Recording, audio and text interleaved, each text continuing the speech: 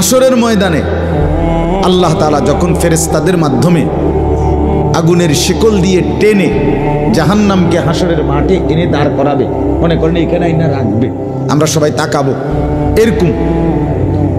হাসরের মাঠে যখন জাহান্নামকে আনা হবে, এই জাহান্নামের দিকে এক নজর তাকাইয়া হাসরের ময়দানের সমস্ত নাফরমান পাপী বেঈমান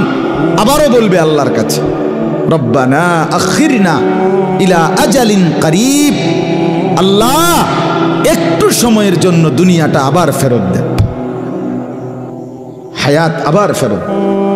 সময়গুলো আরেকবার দেন, আরেকটু সময় দেন, নজিব দাওয়াতাক, আপনার সব কথা তখন মেনে নেব, অনাত্তাবিউর রসুল, আপনার রসুলদের আনুগত্য করব। আল্লাহ বলবেন না, না বান্দা, এখান থেকে কাউকে আর ফেরত দেওয়া